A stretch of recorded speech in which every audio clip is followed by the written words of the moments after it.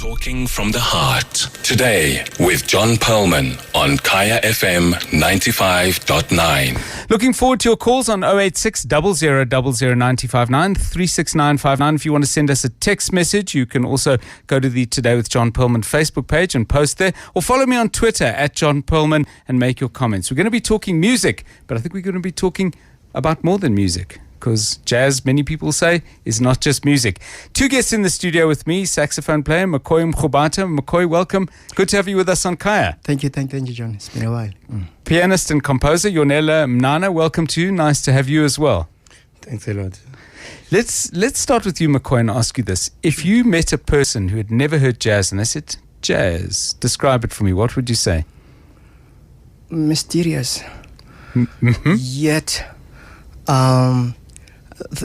thinking evoking, because it's I know a lot of people who are illiterate, who can't read, but through jazz they somehow get enlightened. They're clever. I've got uncles, great uncles, yes, who knew a lot of stuff through jazz. And if someone said to you, how is it different from other music, what would you say?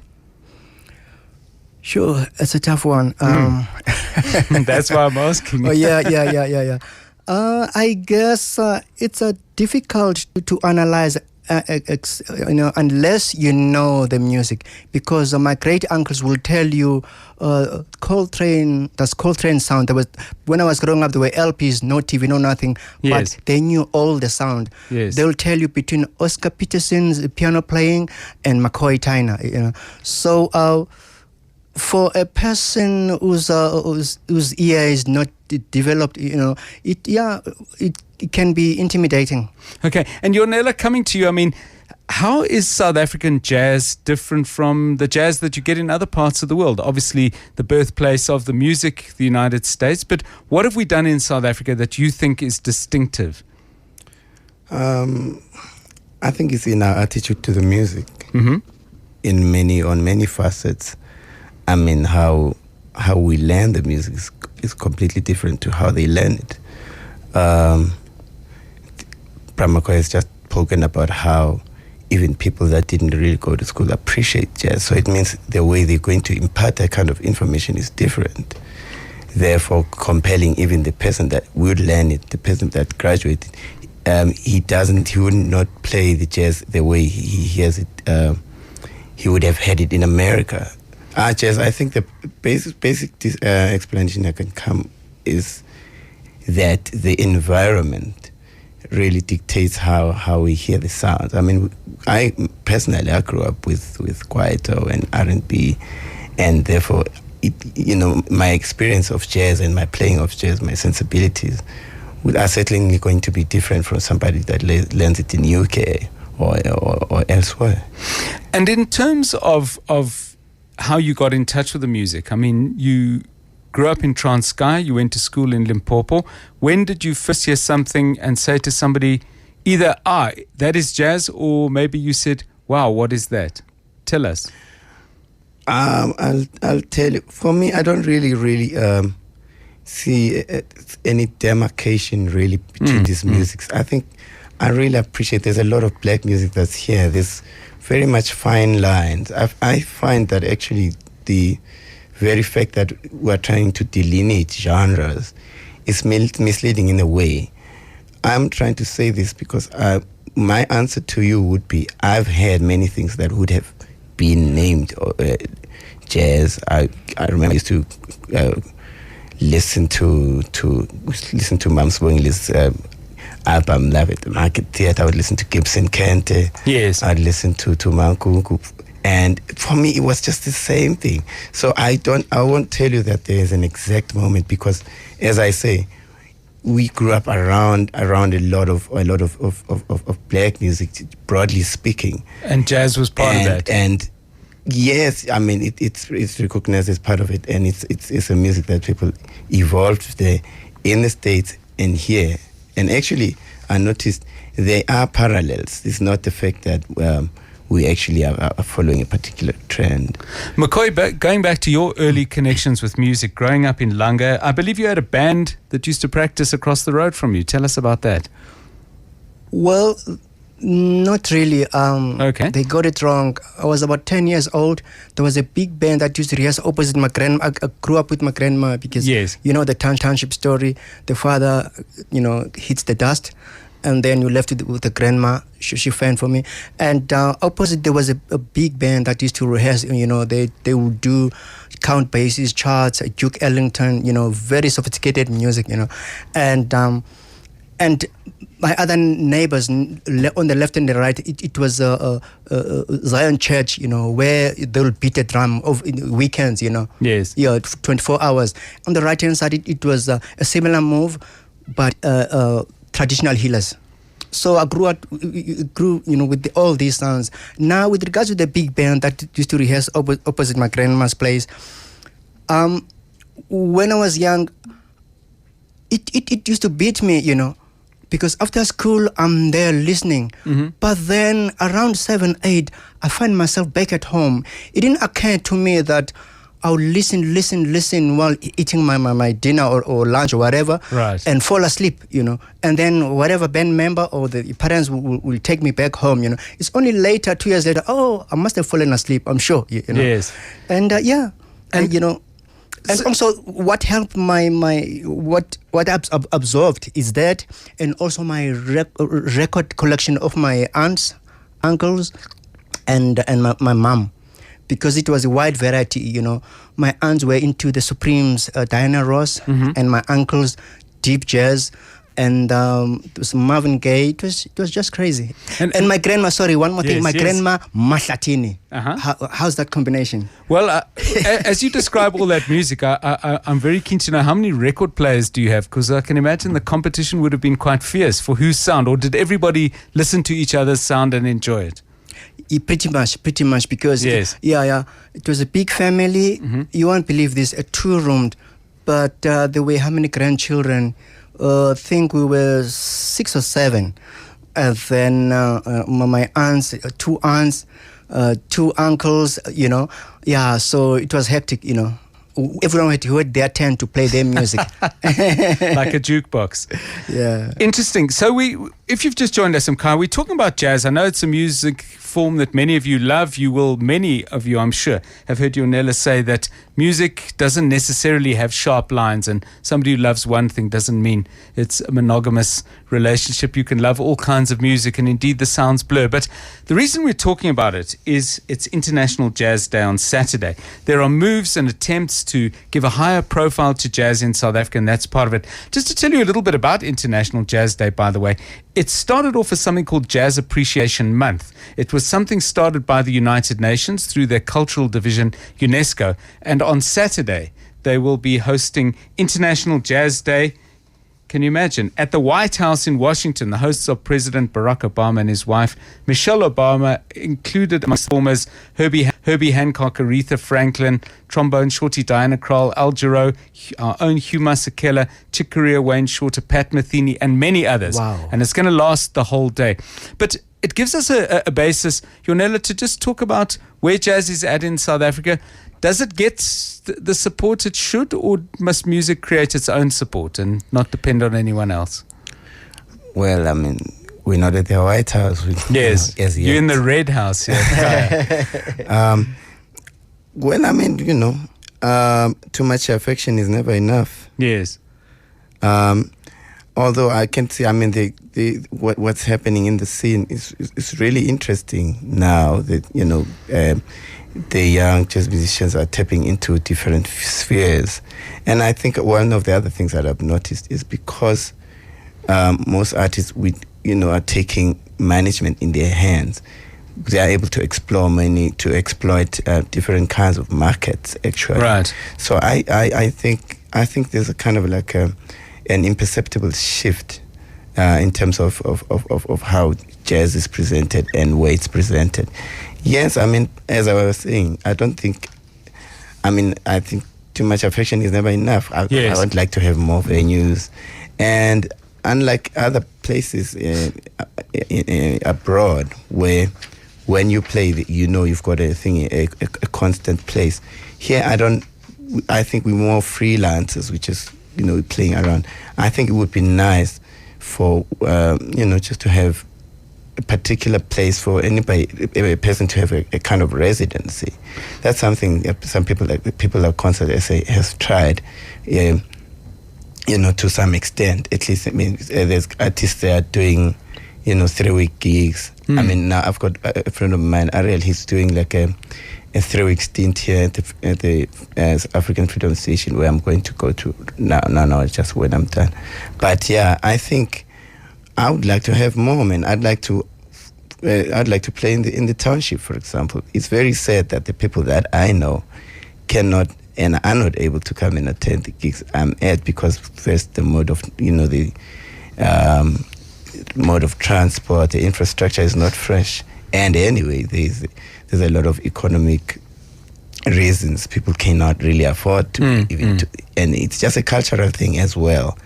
If you don't, most of us, we started hearing our first experience of jazz when quite late in life, so we were not inculturated into the thing. So it's interesting what Yonela is saying, McCoy, because one of the things, the many things you've done, because your CV has a wide range of collaborations, compositions, solo shows, but one of the things you did was you conducted the South African Youth Jazz Band. And on Yonela's point about getting younger people into the music earlier, the young musicians that you worked with in that youth jazz band, what trends did you pick up? Were they people who came to jazz late in life? Were there any patterns at all? It seemed they got grips of this jazz bug early, because they're phenomenal. And I must give credit to the institutions these days, and well, to myself too, because I helped UNISA to, with their jazz faculty, 4 years ago. Right. And there's Vets, Yonela is there, and the pioneer who started this is a great man, Darius Brubeck in Durban. Down in Durban, yeah. Yes, yeah, introducing jazz studies, So these youngsters are having it good at a very young age. So yeah, when I conducted the youth band, I couldn't believe the standard, because some of them were only 2 years, in their studies, but the amount of stuff they've done, that stuff, that thing had taken me 10 years. Yes. Yeah, so it's, So quite exciting and quite promising. Very much, yes, so yeah. But now what you need, like Yonela says, are platforms. Yes. Yeah. Where do they go to play? We'll talk about that in a moment. Calling on 086 00 959. KG is calling from Alex, jazz lover, I believe. KG, hi. Hey, hi John, how are you? Fine, and yourself? And Yonela, I'm good, thanks. Yonela from McCoy, sure. Thank you for taking my call. I'm a huge fan I'm 26, and I'm a huge jazz fan. I host a radio show, a jazz radio show in a local community radio station where I play 60% local. And I always say that the local scene is looking good. And what's interesting enough is, the people that are really pioneering the sound are people my age. They're in their late 20s, early 30s, and it's something interesting because they bring a new perspective to the sound as well. So big up to the guys. I really appreciate what you're doing. And KG, don't go away. Tell us about your radio show. What station are you on, and when can we listen? It's Cosmo FM. Okay. 90.5 is based in Cosmo City. With myself, it's from 3 to 6 every Sunday. Okay. It's called the Jazz Rendezvous. And tell me, how did you get into this music? I mean, as a young person, there's masses of choice, and I would think if you look at the supermarket of music, I wouldn't say that jazz is always displayed as prominently as other music forms. What got you into that particular aisle? It's my upbringing, really. Okay. I was brought up in a family that loved music. Like Yonela said earlier, it was different genres of music, and I still appreciate different genres of music. It's just that I fell in love with jazz through my uncle. I would go growing up. I would go through his collection, and I picked up something that I appreciated. But it's quite interestingly, it's always been the album art that got me first than the sound. Okay. I'd always be curious, like, okay, this is interesting, the photography, like you look at your Love Supreme, your Kind of Blue, I mean, the photography on the album art is outstanding, and then you put on the sound, it matches that, and then as I grew as I grew younger, because I'm still young, Yes. into the sound, I get I find myself with those same album sleeves that I used to look at when I was growing up from my uncles. KG, thanks. Fascinating call, and keep going there. Cosmo City Radio, I think he said 3 to 6 on a Sunday afternoon. Of course, we have great jazz offerings here on Kai FM, but I suspect you can jump around. But the exciting thing is a community station devoting 3 hours to that. I think the guys in the studio will pass their views on that in a moment. It's 22 past 6. Maria's calling in on 086 00 959. We're talking about jazz, what part it plays in South African life, what part it plays in South African music, and indeed what part it could play in South African education, because musical education, I think everyone agrees, is something that we don't do nearly enough of in our schools as we battle with maths and all those other things that some people say are more important. 22 past 6. Fine.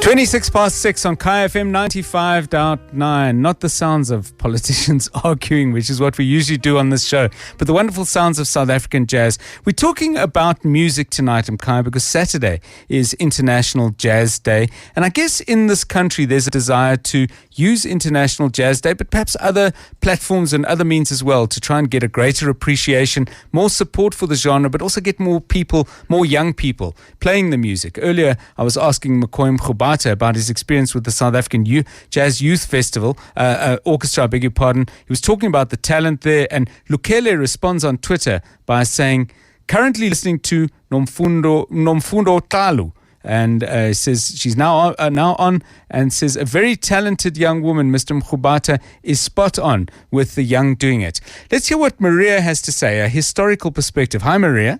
Hi, John. Good to speak to you. Yes, welcome. I'm calling from the Josie Book Fair. And hello, McCoy. It's been a long time. Hello. Yes. The Josie Book Fair. This year, the aim of the Josie Book Fair is to deepen the culture of reading and writing in all languages. Right. And we use all art forms. And this year, the theme of the fair is Youth Rising. And we have a monthly forum starting this Saturday on World Jazz Day, looking at youth rising in jazz. And this is a partnership with the South African Jazz Appreciation Association. And we basically want to link literature and music because, Saja runs local forums where, groups come together and actually talk about jazz, listen, appreciate, etc. Because the genres are also so different in different parts of the country. So we are partnering up with them, and we will be hosting, this will be starting with Muntu Vilakazi, and we'll be using different mediums as well, in terms of photography, looking at jazz, looking at the literature. We've got, for example, Brett Piper, who's done his thesis on jazz in the East Rand, and then we'll be listening to the live jazz as well. So this Saturday we start with World Jazz Day and, of course, Youth Rising in Jazz. So it's also an opportunity and a platform for young people in the city to play, and for intergenerational discussion, performance, etc., with older musicians as well. Maria, thanks very much, and I'll get our guest's response to that in a moment. Just on the theme of jazz being used to teach other things and have conversations about other things, part of International Jazz Day, this is what's happening in the United States, but it's happening worldwide as well. The Thelonious Monk Institute of Jazz will be launching something called Math, Science and Music. It's described as a groundbreaking education platform with free, engaging curricular, games, apps and other online elements that use music as a tool to teach maths and science to K-12 and college students. The program will address the growing need for students to gain skills and knowledge in science, technology, engineering, and math subjects and learn to think creatively. And they're working with international math, science, and music experts at 7 universities around the world to develop the program. So maybe something that we could look out for in South Africa, but that's something we can talk about later, because Simpiwe in Glenanda wants to talk about jazz and the liberation of South Africa. Hi, Simpiwe. Hi, John and your guests. How are you doing? Good, and you? Good. John, just my contribution is that I think jazz is a very important art form, and I think the highest form of art in music. But just if you remember very well that jazz is not only just a tool of entertainment, but also a form of expression. In America, for example, a lot of musicians use jazz in the civil rights movement to express their opinions and fight the liberation of black folks. Also, a lot of South Africans as well who were exiled in Europe and America, who not only were just entertaining crowds there, but also use those stages and those platforms to express their views and unhappiness about what was happening in South Africa. And I think we thank High FM and other avenues like Orbit, I think, and also a lot of young musicians and also those who were before them, like Mr. Mrubata there. I think jazz in South Africa is again taking its rightful place as a lot of great South Africans who have played in this country and overseas have done. Simpiwe, thanks. Calling on 086 0000 959. Talking about jazz, maybe you want to call in and share some thoughts. Our two guests, Yonela Mnana and McCoy Mrubata. Yonela, we spoke to McCoy a little bit about his early engagements with music and something of yourself. When did you start playing music? What got you playing? I think I started playing music in school. It was one of those extramural activities. It was never... So I think we asked for a music teacher that would, he would come on Saturdays. Right. So I think there was a time when I wasn't... I was away from school for a long time. So when I came, the band was already there. And I wanted to be part of the band. So I went there. There was a piano. I was just playing around with it. I didn't know, but I could hear the voices, though. I think that's one thing that led me there, because there was it was where there in Petersburg. So there was a culture of like Skatamia thing. So I kind of heard the thing, and I was trying to transfer those voices onto the piano. Something that I realized actually. It's one thing that Abdullah took, to take and understand that hymnody and use it in a jazz way. So I think that's one of my earliest experiences. We used to play. I remember my first instrument was a melodica, actually, because that's what we had. We had just a couple of melodicas. We had one keyboard, and there was just drums. And we kind of we just had fun. I think the teacher, his name is Sebi. He was more fatherly, because I knew he was an extramural. And then soon, I did choral, I sang a bit there. Then I started doing choral accompaniment. Then, yeah. And getting access to a piano, that couldn't always have been easy. Yeah, yes, actually, that's something I complain about now as a teacher as well. I teach there in Katlehong, and the sad part about it is, it's not easy to think about buying or renting a piano when there's no bread. And I find that I spend much time. I think what we do, we can't be teachers moving on from one lesson to the other when the student didn't have access. Normally there's like 3 keyboards, and the students are quite a lot. So I find that we are just people that should avail access, just allow students to have the material.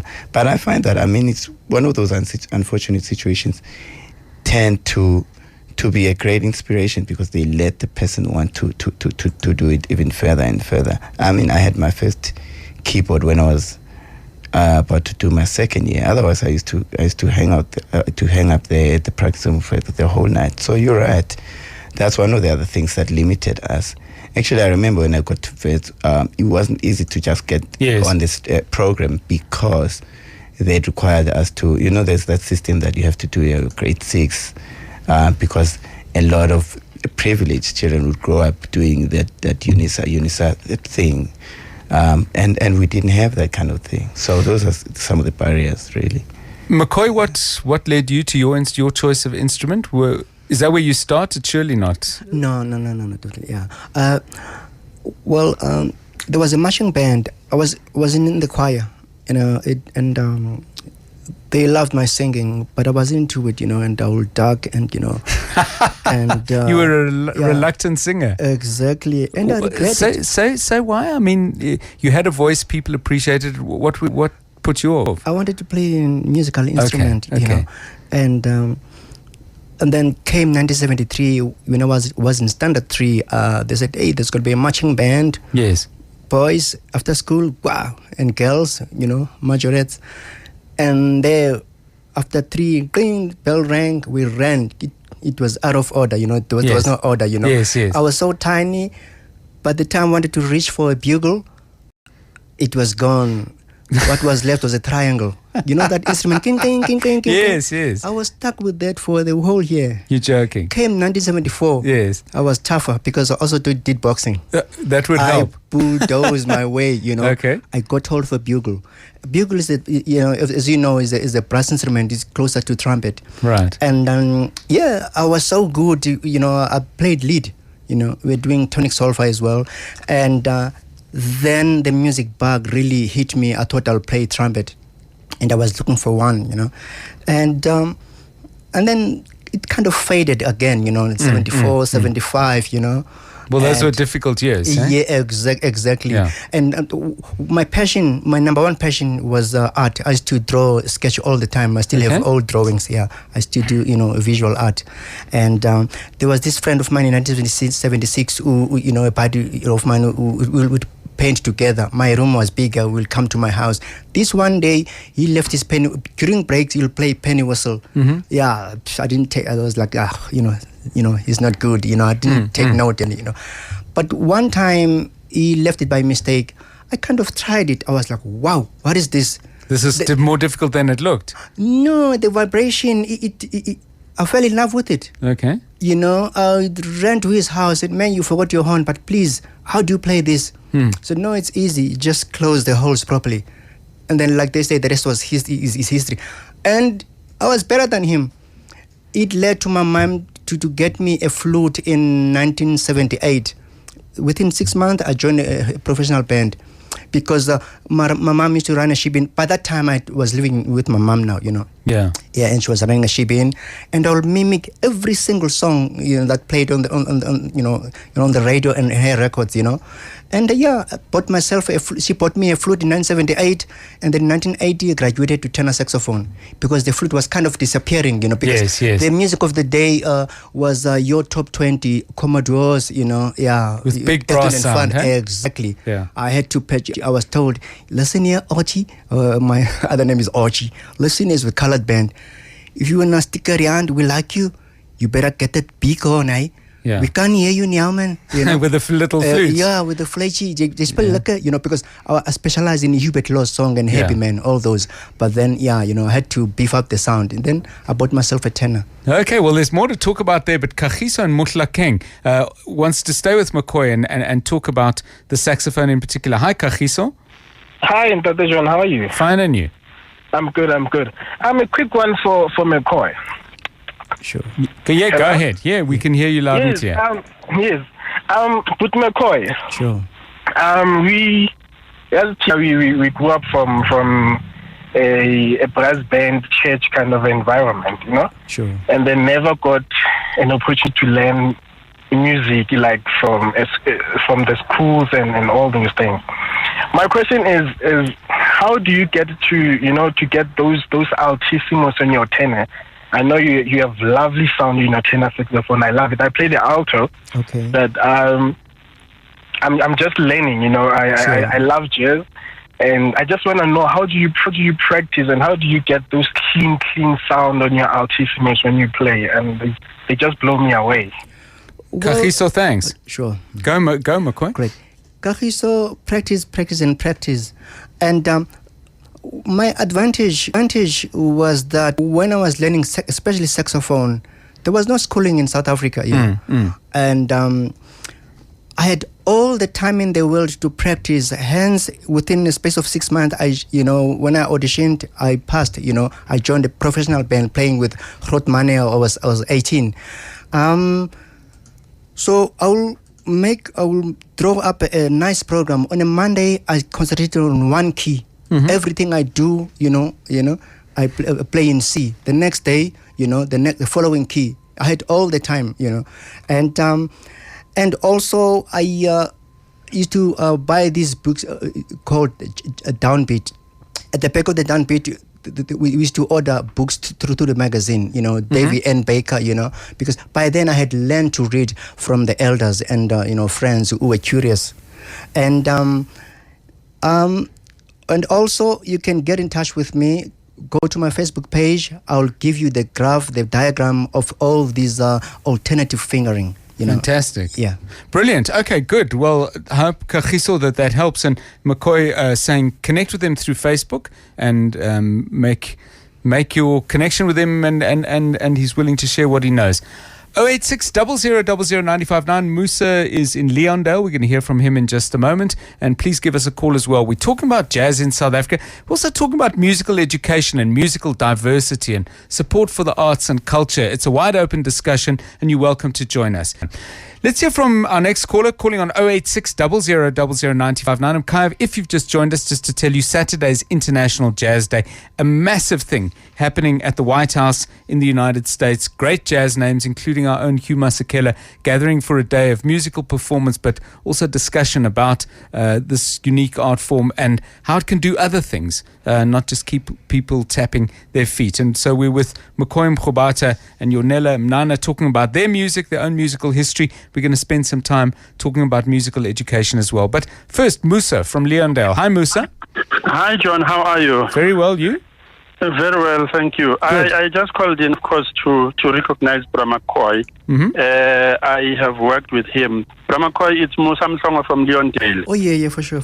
Yes. Of course. All right, Tata? I'm all right. Beautiful. John, I just want to mention, when I came to Joburg in 1998, McCoy's name is one of the first names I had. I had come to start teaching at an FET at that time. Okay. And then I got to meet him a few years later after I had listened to a lot of his music. But one thing that has struck me about him is his humility.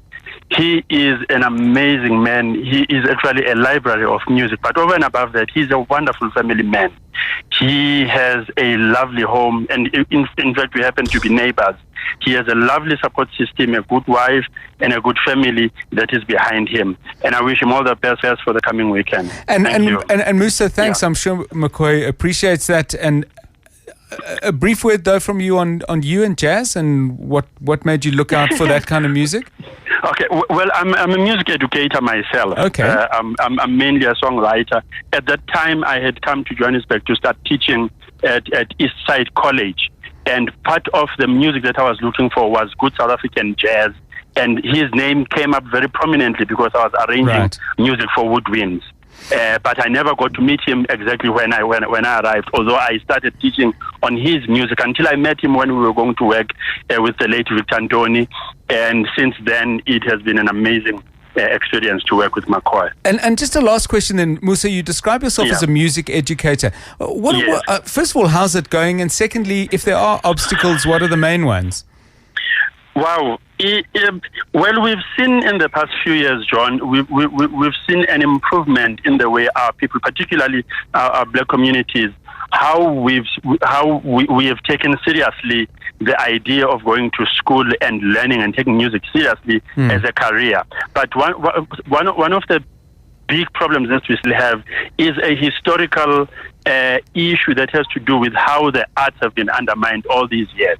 We are making some progress, I think, and we are seeing good artists that are coming up these days. I think we are on the right path, although the pace is very slow because we still need a lot of support in the academic sector, and also in the Department of Arts and Culture. I do not want to really get into the politics of it, but there's still a lot that needs to improve when it comes to the understanding from our government and many other structures in terms of what our arts are supposed to be doing and how we're supposed to be supported.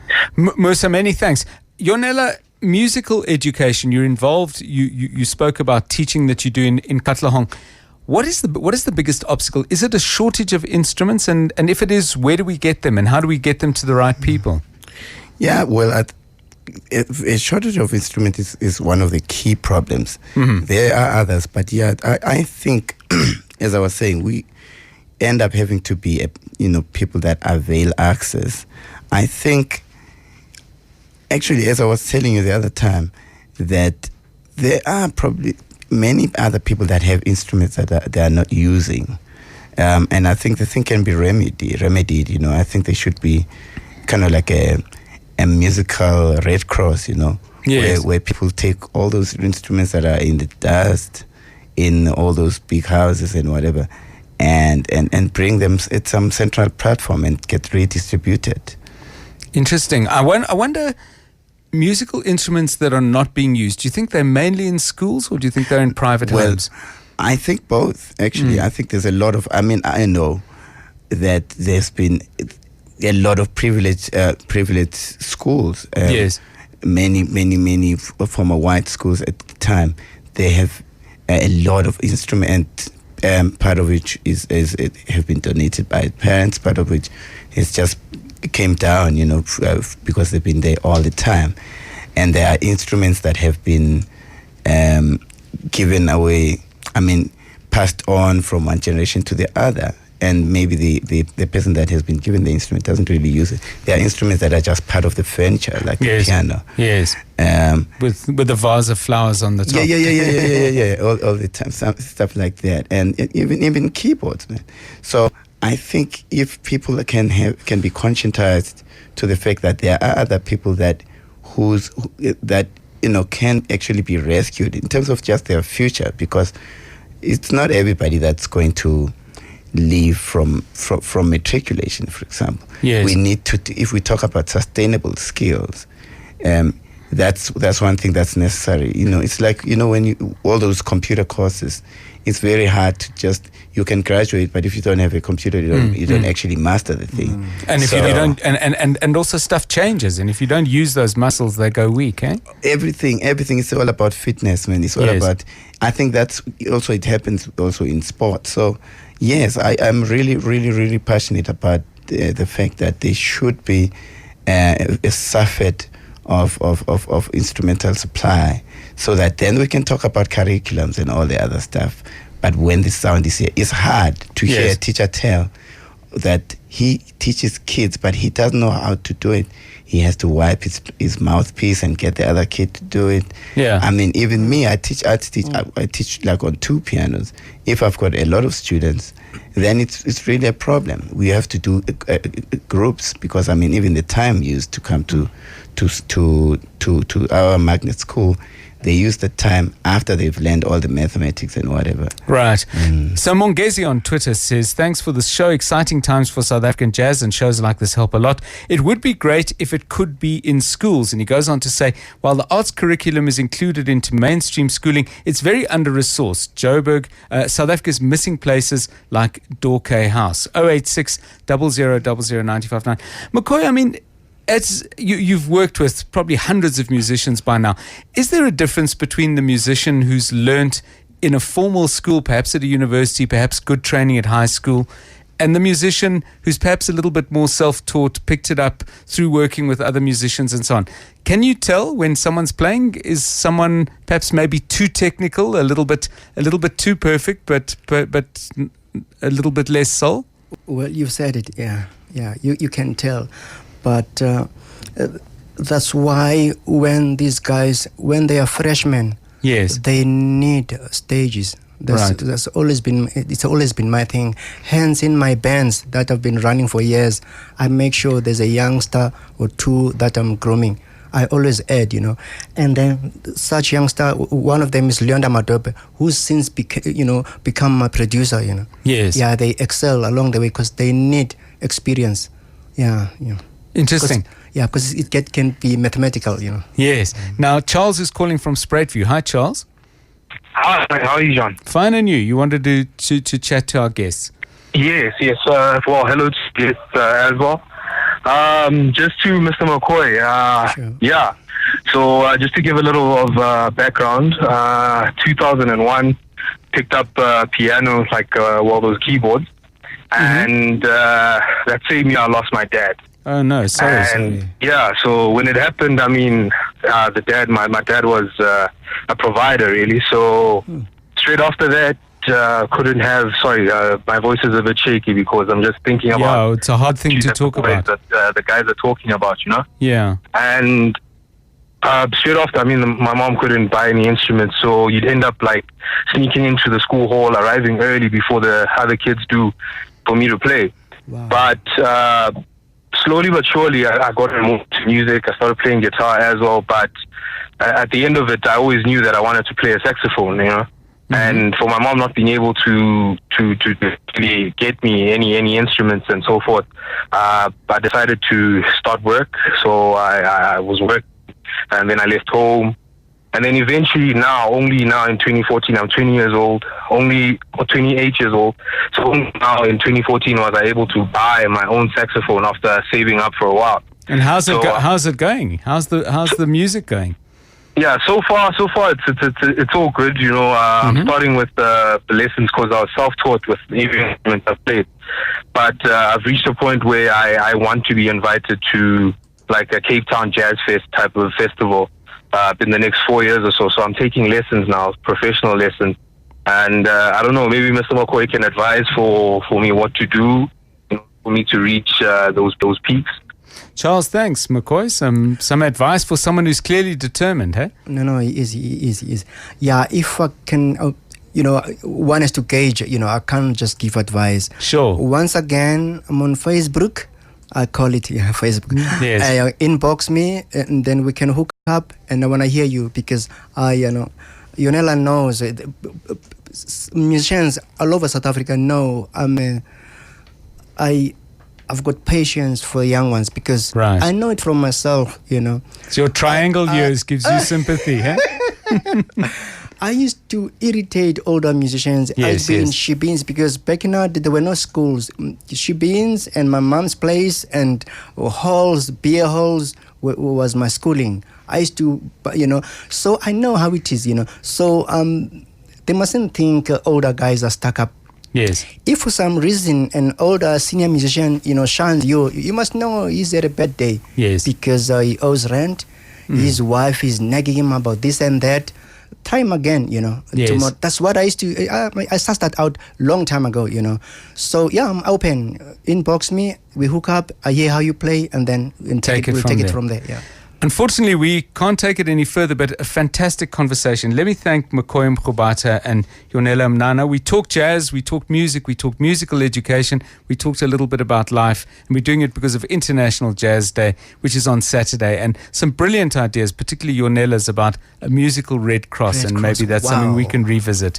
Wow. But thank you to both of you. Unfortunately, Yonela, you look like you're dying to add one more thing. No, I'm just saying, I hear you all the time saying it's the day for International Jazz Day on Saturday in America.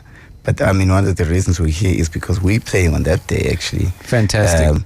We will be doing something at the Market Theatre earlier on. Start time? I think around about, they start at 9, actually. They have talks, there's a conference. And McCoy also will be playing a set, and I think Carlo. Yeah, and I'll be playing also. And then when we finish, there's like, there's a launch. McCoy is launching a DVD at the Orbit, and I'm going to be launching my CD there. Okay, fantastic. And I'll be playing. So International Jazz Day, Market Theatre from the morning. There'll be discussions, there'll be music, there'll be workshops, and then to the Orbit Jazz Club in Dakota Street in Braamfontein, and Yonela and McCoy will be doing their thing and launching some new music. Guys, thanks very much, and we'll hopefully get a chance to talk again. Thanks. That's it. From me, John Perlman. Have a terrific Thursday evening. Good night.